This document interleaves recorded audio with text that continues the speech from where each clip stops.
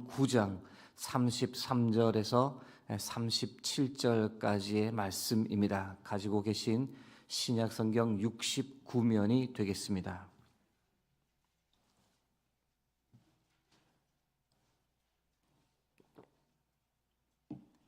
허락하신 말씀 마가복음 9장 33절에서 37절까지의 말씀 교독하겠습니다.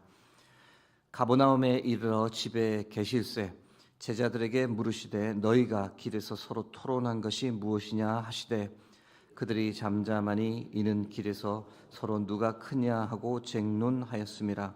예수께서 앉으사 12 제자를 불러서 이르시되 누구든지 첫째가 되고자 하면 뭇사람의 끝이 되며 뭇사람을 섬기는 자가 되어야 하리라 하시고 어린아이 하나를 데려다가 그들 가운데 세우시고 안으시며 제자들에게 이르시되 누구든지 내 이름으로 이런 어린아이 하나를 영접하면 곧 나를 영접하며 누구든지 나를 영접하면 나를 영접함이 아니요 나를 보내신 이를 영접함이니라. 아멘. 오늘은 누가 크냐란 지하의 말씀을 나누겠습니다. 33절 말씀 다시 읽어드리면 가버나움에 이르러 집에 계실새 제자들에게 물으시되 너희가 길에서 서로 토론한 것이 무엇이냐 하시되, 이 33절 전반부에 있는 가버나움에 이르러 집에 계실새라는 표현에 주목하고자 합니다. 가버나움에 예수님께서 머무시는 집이 있었다는 것을 뜻합니다.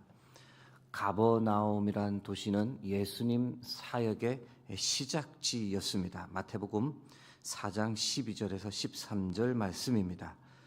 예수께서 요한이 잡혔음을 들으시고 갈릴리로 물러가셨다가 나사렛을 떠나 스불론과 납달리 지경 해변에 있는 가버나움에 가서 사시니 40일 유대 광야에서 시험을 받으신 후 세례 요한이 잡혔다는 소식과 함께 가버나움에 가셔서 공생의 사역을 시작하셨던 거죠.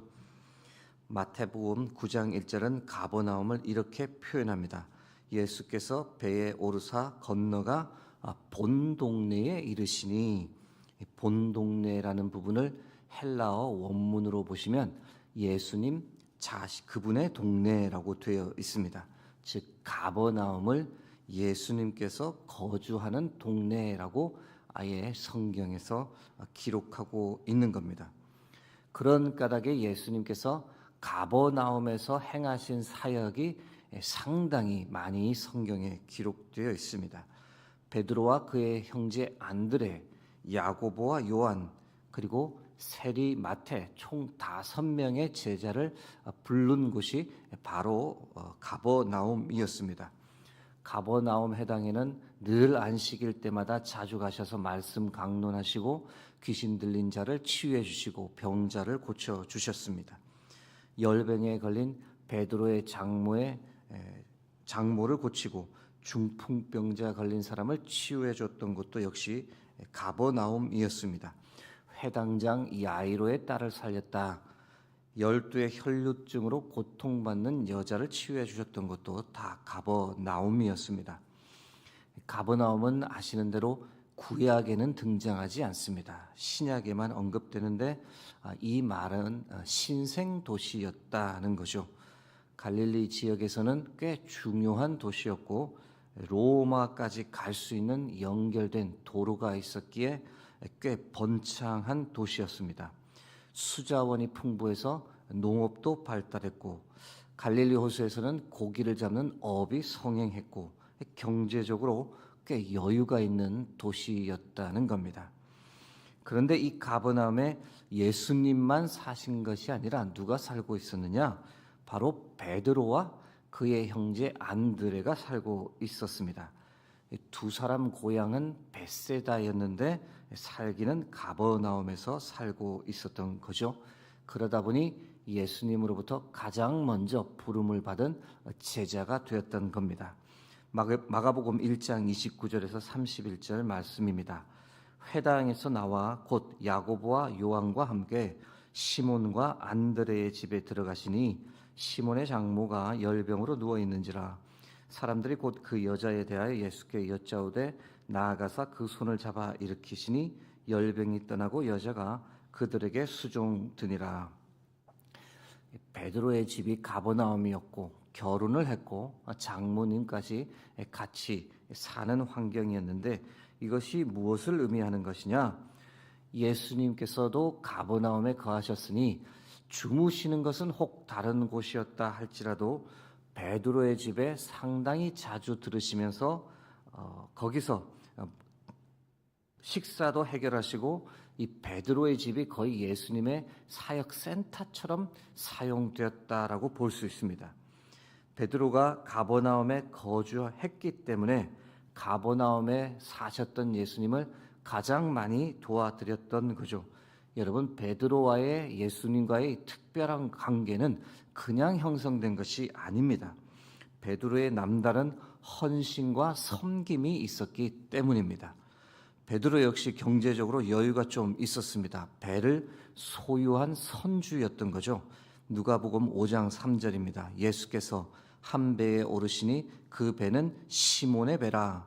육지에서 조금 떼개를 청하시고 앉으사 배에서 무리를 가르치시더니 사역을 위해서 시몬의 배를 자주 사용하셨다는 것을 알 수 있는 대목입니다.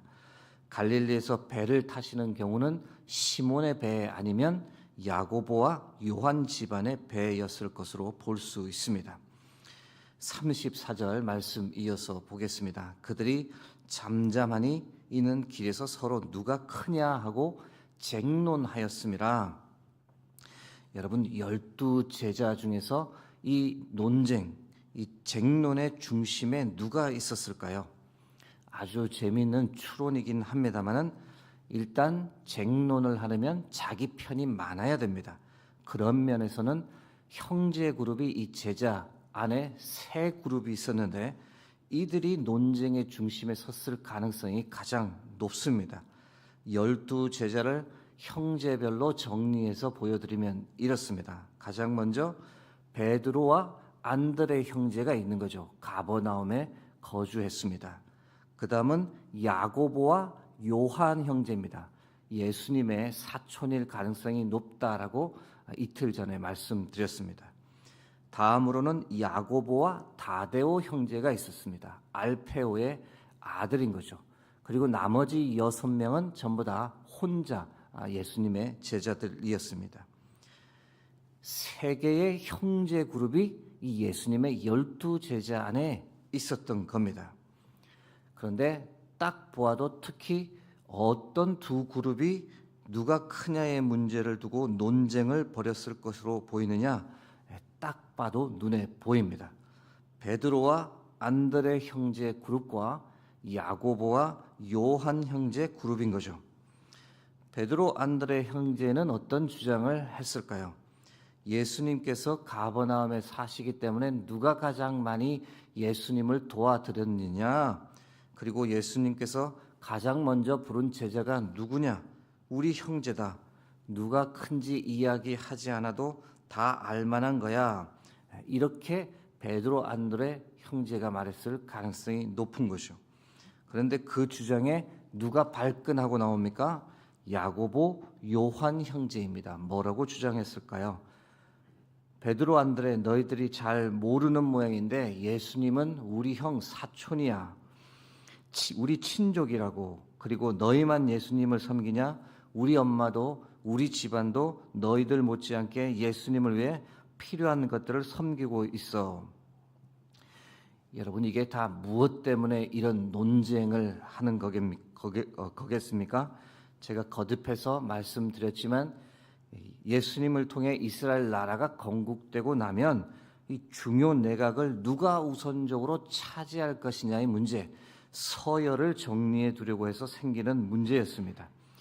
이런 상황에서 야고보 요한의 어머니가 예수님께 요청한 것이 이해가 더 됩니다. 마태복음 20장 20절에서 21절입니다.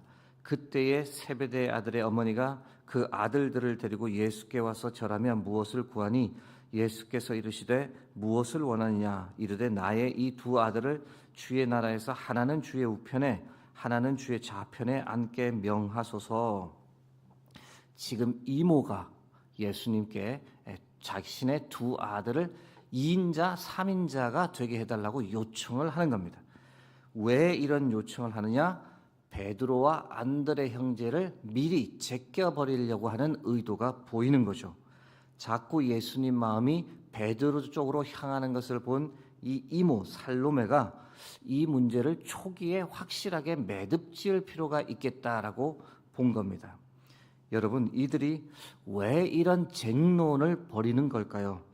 하나님의 나라에 대한 이해가 전무하다 보니 정말 쓸데없는 것에 목숨을 거는 겁니다. 어리석기 짝이 없는 모습인데, 그런데 가만히 이들을 들여다보면 이들의 모습이 바로 우리의 모습임을 또 발견하고 고백하게 됩니다.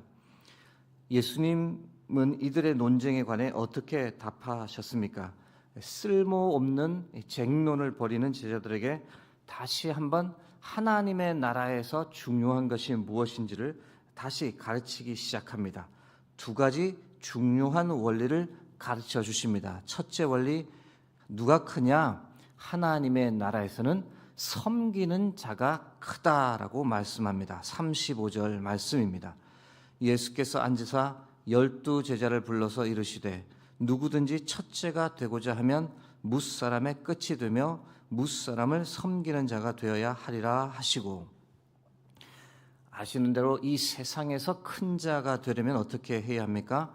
공부 많이 해서 높은 지위에 올라가든 사업가로 성공해 부를 쌓든 줄을 잘 서든 어떻게든 영향력을 행사하는 자리에 올라가야, 그래야 큰 자가 되는 게 이 세상의 원리입니다. 때로는 안타깝지만 교회에서도 그런 모습이 보입니다. 목사나 장로나 권사가 힘이 있어 보이는 거죠. 그러면 안 되는데, 이 섬기라고 주신 직분인데 내가 교회 누군데 라는 이런 자세가 나오면 참 곤란한 겁니다. 여러분, 예수님께서 오늘 본문에서 분명히 말씀하십니다. 하나님의 나라에서 큰 자가 되는 것이 더 중요한 것인데, 그렇게 하려면 세상적인 방법으로는 절대 하나님의 나라에서 큰 자가 되지 못한다. 세상의 방법은 다 버려라. 하나님의 나라를 위한 하나님의 원리가 따로 있는데, 그것은 이 땅에서 섬기는 삶을 살아가는 자가 하나님 나라에서 가장 높은 자다라는 겁니다. 섬기는 자란 단어가 헬라어로 디아코노스라고 합니다. 노예의 뜻도 있습니다. 예수님은 우리에게 섬기는 삶이 어떤 것인지를 잘 보여주셨습니다. 죄인을 위해 십자가에 죽기까지 인간을 위해 모든 것을 다 내어주시는 섬김의 삶을 보여주셨습니다. 자신의 것을 다 내려놓고 타인을 위해 살아가는 사람, 자신을 낮추고 겸손의 삶을 살아가는 사람, 자신의 삶이 아니라 교회를 위하는 삶, 복음을 위하는 삶을 살아가는 사람이 하나님의 나라에서는 가장 높은 자리에 앉게 됩니다. 사랑하는 성도 여러분, 섬기는 자의 삶을 살아가는 저와 여러분 되길 주의 이름으로 축복합니다. 누가 크냐? 두 번째 원리는 영접하는 자가 하나님의 나라에서는 큰 자가 된다는 겁니다. 36절, 37절 말씀입니다. 어린아이 하나를 데려다가 그들 가운데 세우시고 안으시며 제자들에게 이르시되 누구든지 내 이름으로 이런 어린아이 하나를 영접하면 곧 나를 영접함이요, 누구든지 나를 영접하면 나를 영접함이 아니요 나를 보내신 이를 영접함이니라. 세상에서는 영접하기보다는 영접받기를 좋아합니다. 높은 자리에 올라가 영접받고 사람들의 인사를 받고 사람들이 나를 알아봐 주기를 바랍니다. 세상에서는 그것이 부러움의 대상이죠. 또 세상에서는 높은 사람은 집으로 영접하고 싶어 합니다. 높은 사람하고 관계를 잘 가져야 그 후에 성공할 수 있는 좋은 디딤돌이 될 수 있기 때문입니다. 그러나 우리가 높아지는 것에 아무 관계가 없는, 가진 것도 없고 힘도 없는 사람들은 세상에서는 무시를 당합니다. 그런데 하나님의 나라에서 큰 자가 되려면 정반대의 삶을 살아가라라고 예수님께서 말씀하십니다. 영접받기를 좋아하기보다는 영접을 하는 자가 되라. 손님을 맞아서 대접하는 일에 열심을 다해라 라는 겁니다. 그런데 누구를 영접하는 사람이 큰 자가 된다고 합니까? 여러분, 아무것도 없는 사람, 아무 힘도 없는 사람, 연약한 사람을 세상에서는 무시를 당하지만 오히려 그런 사람을 극진히 정성스럽게 잘 대접하는 사람이 바로 하나님의 나라에서는 큰 자가 된다는 겁니다. 어린아이와 같은 사람, 무시해도 될 것 같은 사람, 천한 사람, 여성들을 무시하고 박대하는 것이 아니라 오히려 그들을 귀한 사람처럼 생각하고 보호하고 잘 섬기는 것이 바로 하나님의 나라에서는 큰 자가 된다는 겁니다. 이제 말씀을 맺고자 합니다. 사랑하는 성도 여러분, 우리는 굳이 이 세상에서 큰 자가 될 필요는 없습니다. 그러나 하나님의 나라에서 큰 자가 되고자 하는 욕심은 가질 필요가 있습니다. 사순절 기간 다시 한번 우리의 삶을 돌아보고 섬기는 자의 삶을 살겠다. 낮아지고 겸손한 삶을 살겠다. 낮고 천한 자에게 관심을 가지고 그들을 영접하는 삶을 살겠다라고 그렇게 다짐하는 저와 여러분 되길 주의 이름으로 축복합니다. 함께 기도하겠습니다. 하나님, 오늘도 우리에게 귀한 생명의 말씀을 허락하시고 우리의 삶이 어디로 향해야 할지 바른 방향성을 가르쳐 주셔서 감사합니다.